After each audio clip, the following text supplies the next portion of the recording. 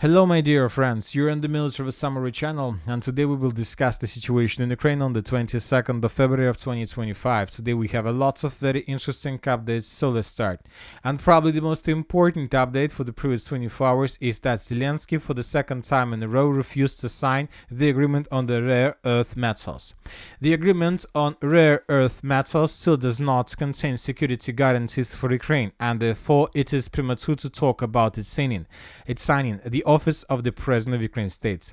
Once again, this is the second time when Zelenskyy refused to sign this agreement. And you know that during the day we got a lot of updates that Zelenskyy is going to sign everything, we just need to wait. So today this agreement will be signed. At least this information was provided us by different media, by different security advisors, by Trump himself. White House National Security Advisor Walls says that he expects Ukrainian President Zelenskyy to sign rare earth deals with US, and that was stated right before Zelenskyy refused.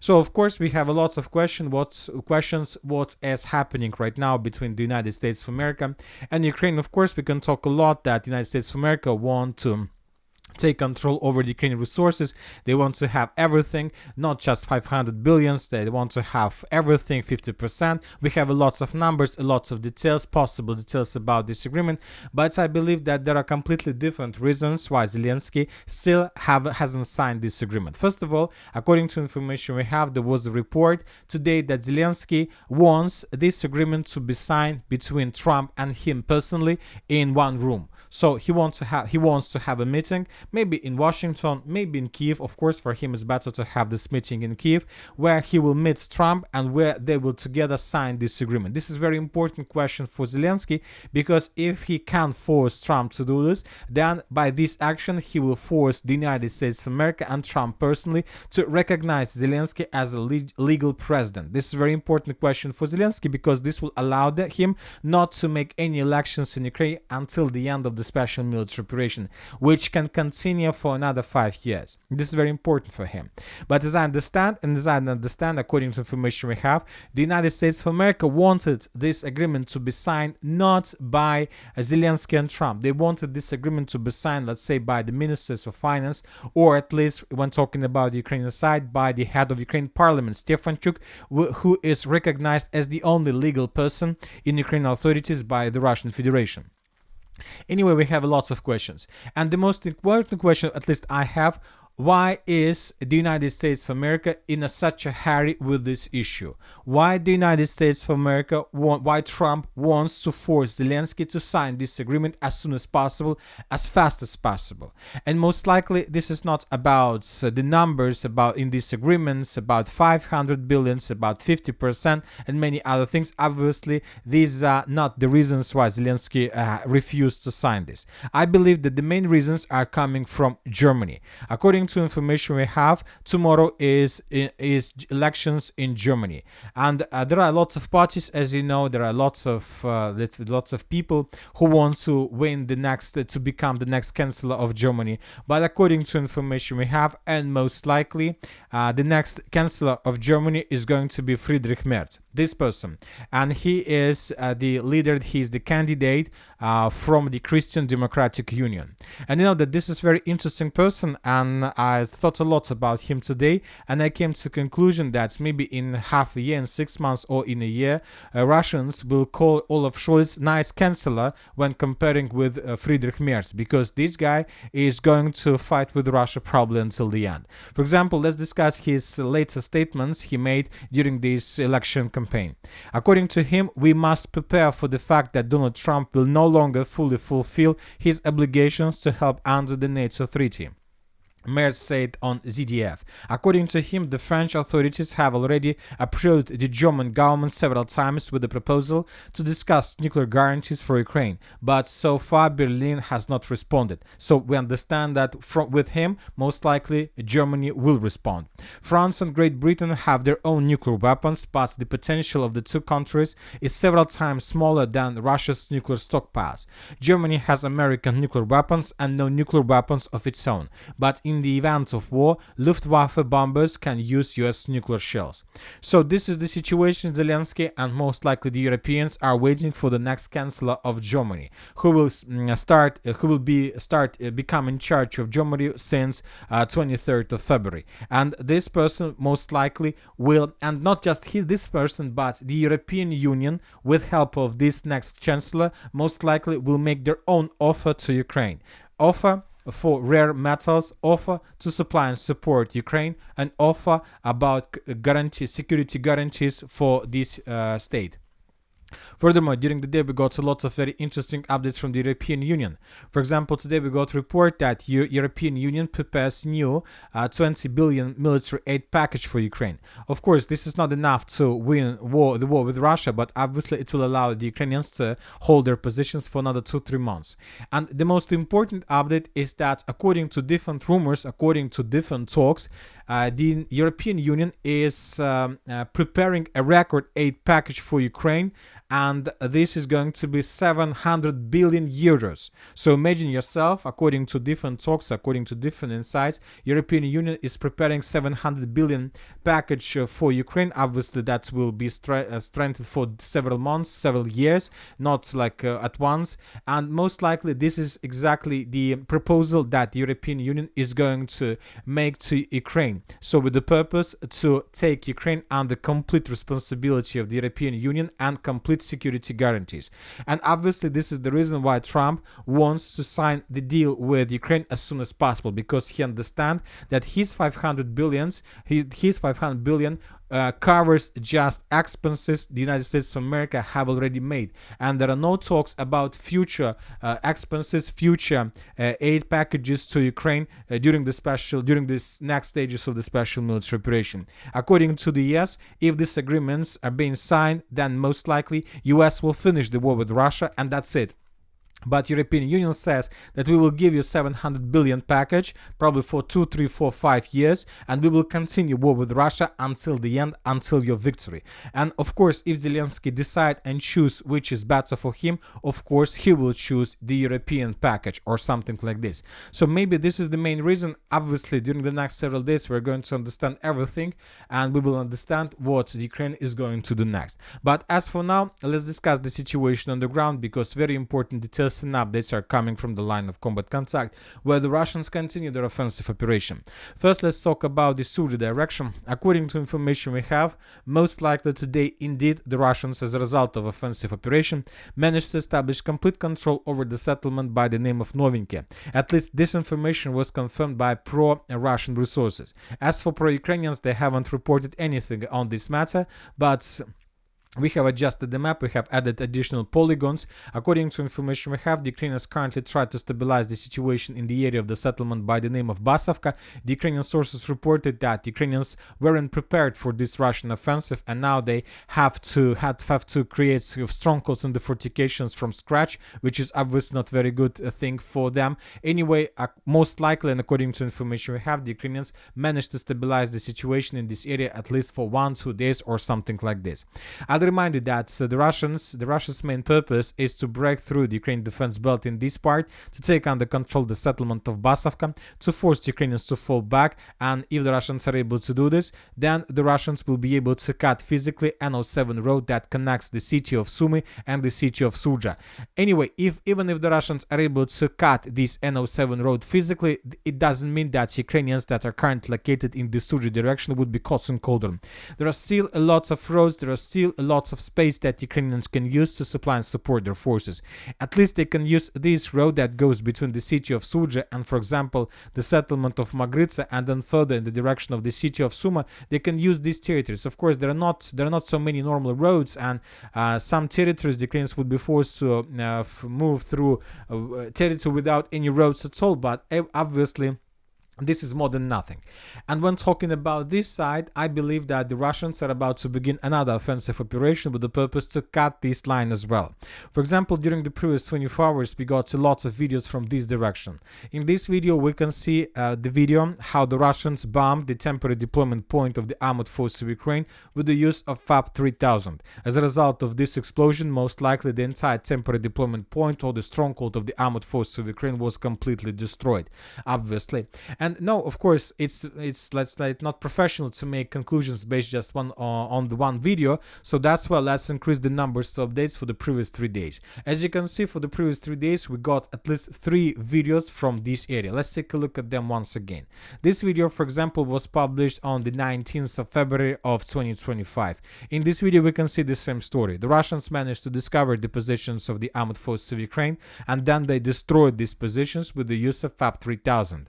A little bit further to the north, on the same date, on the 19th or 20th of February, was published another video, and here we can see the same story. The Russians discovered Ukrainian positions, and then the Russians destroyed the Ukrainian positions with the use of FAB 3000. As a result of this attack, most likely the stronghold was completely destroyed. Another video was published today, and we can see the same thing. Russians first discovered Ukrainian positions, and then they destroyed them. The most important is the concentration of fire. The most important is the number of FABs arrived on Ukrainian positions for the previous 3 days, which obviously we can think and we can use as some proofs that the Russians most likely are planning to attack in this area. Furthermore, during the previous days, we got lots of updates that the Russians were about to finish the battle for the settlement by the name of Kurilovka. There are very heavy clashes in this area, and most likely when the Russians are able to break the Ukrainian defense, most likely they will advance further in the direction of this road with the purpose to cut this road, the second possible supply road for the armed forces of Ukraine in the Sumy direction. And if the Russians are able to take these territories under complete control, this is going to be the beginning of complete disaster for the armed forces of Ukraine in Sumy, because this is going to be obviously a total and complete cauldron without any possibilities for the Ukrainians to escape this area. Furthermore, and most likely the Russians are planning to do exactly and to act exactly this way, and this is going to be something new from the Russian side, because this is going to be probably the first offensive operation where the Russians will try to take the entire pocket in cauldron without pushing the Ukrainians from this area, but with encircling them. Of course, the Russians will pay high price for this, but the problem is not the problem, but the thing is that when the Russians managed to restore control over the settlement of Ruskaya Porечная, over the settlements like Darina and Nikolaeva Darina, they faced the significant number of war crimes committed by the Ukrainians. I don't know the exact numbers. Most likely the Russians sooner or later will provide us. We discussed this topic several times, and most likely the Russians decided not to push the Ukrainians from this area, but to encircle them, because they want not just cut this Sumy pocket, they want to arrest and to capture as many as possible Ukrainians, and maybe to start some let's say to judge them, of course, and this is probably to make this process media. We believe that this is exactly what is going to happen in this area, or at least the Russians have these plans. Furthermore, let's discuss the situation in the area of Ukrainian counterattack that took place in the beginning of February. Today, most likely the Russians managed to restore control over the territories they lost during Ukrainian counteroffensive. Today, the Ukrainian sources published one video where we can see a lot of FPV drone attacks, lots of artillery strikes on Russian units, Russian soldiers that were moving in this pocket. This video is very long, just 1 minute and 30 seconds, and there are lots of episodes, and several of them were geolocated.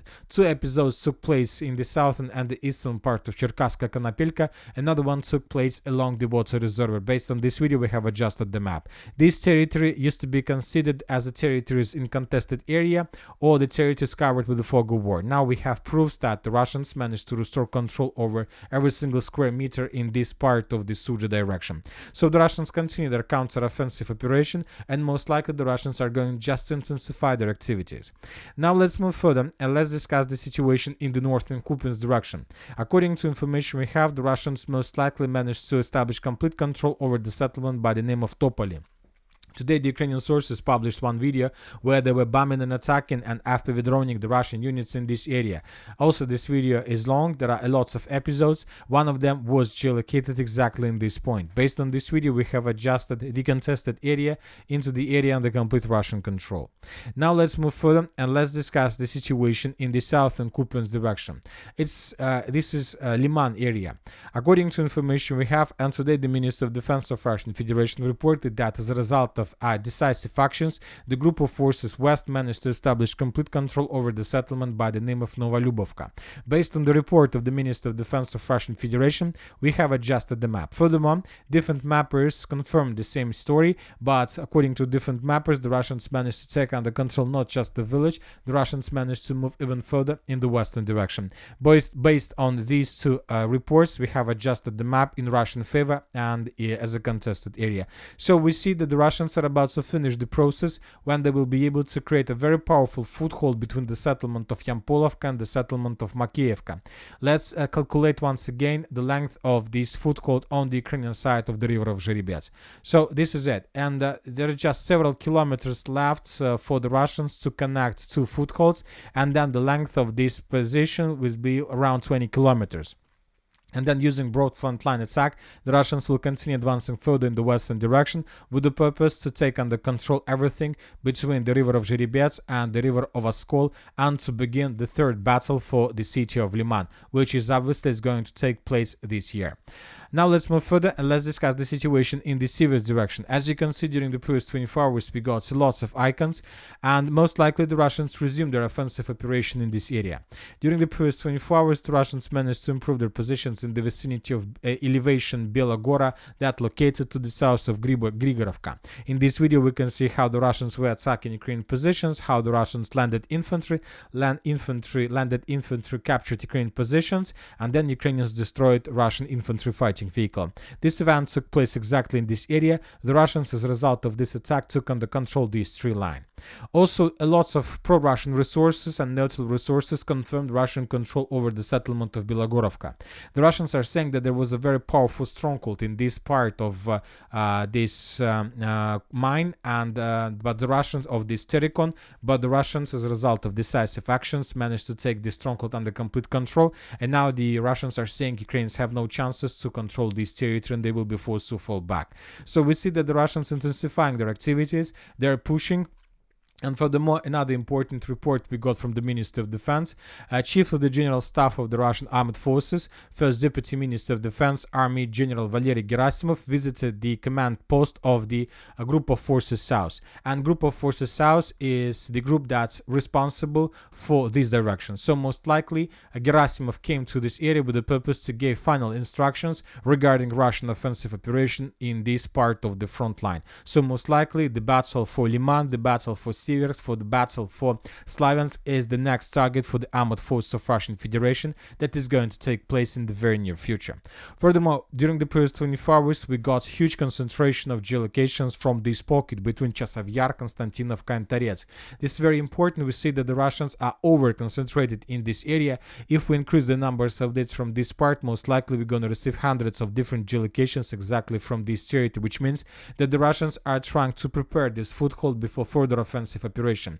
The time is running, the negotiation process is going. Very likely Zelenskyy will sell all his rare metals to the European Union, and this can lead to another escalation. So that's why the Russians understand they need to finish this war, the special military operation, as soon as possible. So that's why they understand that they don't have hundreds of years. Maybe they have several months and they need to finish this. So that's why we're going to expect and we're going to see another very powerful and major offensive operation from the Russian side during the next 6 or 9 months. Now let's move further and let's discuss the situation in the Pokrovsk direction. According to information we have, the Russians managed to restore complete control over the settlement by the name of Lysovka. I'll remind you that according to information, Ukrainians counterattacked several days ago and managed to recapture this village, but now we start receiving updates that the Russians stabilized the situation and returned the settlement once again back under their control. Furthermore, the Russians are getting closer and closer to the border between Dnipro and the Donetsk region. And this is very interesting and important video. Here we can see how the Russians using TOS flamethrower system were bombing and attacking the Ukrainian positions almost along the border between the region of Dnipro and the region of Donetsk, which tell us that the Russians are getting closer and closer, and most likely in the very near future we're going to see another wave of attack in the area of Udachno with the purpose to take the settlement under complete control. Most likely this is exactly the area where the Russians are going to intensify their activities, because here we can find the shortest distance between the edge damage Russian positions and the border with the Dnipro region. Most likely, the Russians will try to take this territory under complete control in the very near future, maybe during the upcoming week. Now let's discuss the situation in the area between Ulakli and Constantinople. Most of the mappers, most of the sources have already confirmed the fall of the settlement, but the Ukrainians still show that there is at least 20% of the village that remains in the gray zone or in contested area, which means that there are still pockets of resistance. But most likely tomorrow the entire village will be colored in Russian favor. Most likely this night is the final night for those who are still there, and they will try their luck with the purpose to evacuate towards Constantinople, and then the battle for this settlement is going to enter the final phase. Meanwhile, the Russians managed to secure the western part of Andreevka completely. Today we have lots of proofs that confirm Russian control over almost the entire settlement. Probably during the next several days, the Minister of Defense of Russian Federation will confirm complete control over this territory and the beginning of the battle for the next settlements in this area. We're talking about Alexeyevka, Bogatyr, and Rozliv. Now let's discuss the situation in the south Donetsk direction, where the situation for the Ukrainians is getting critical. According to most of the mappers, the Russians once again managed to improve their positions significantly. The Russians took under control several tree lines, fields, and the fortifications. And the most important, according to both pro-Russian and pro-Ukrainian resources, the Russians, as a result of offensive operation, or at least the first sabotage and reconnaissance group of the armored forces of Russian Federation, managed to enter the southeastern part of the settlement of Burlatska. There are very heavy clashes for this area, and most likely in the very near future we're going to receive first changes of map in Russian favor. So summarizing everything that was published by both Russian and Ukrainian sources, currently the Russians operate in this red circle. So we're not saying that these fields have been already captured by the Russians. There are still Ukrainian soldiers, some pockets of resistance, but this is exactly the first and the task of the armed forces of Russian Federation to secure this territory as soon as possible. The clashes already take place in the area of Privilna, Burlatska, and in the village by the name of Skudne. So this is the situation in this part. And that's it for today. Military Summary channel reminds you to condemn any violence in the world. Thank you for watching. Subscribe to my channel, put your likes, join my Patreon, and have a good day. Bye bye.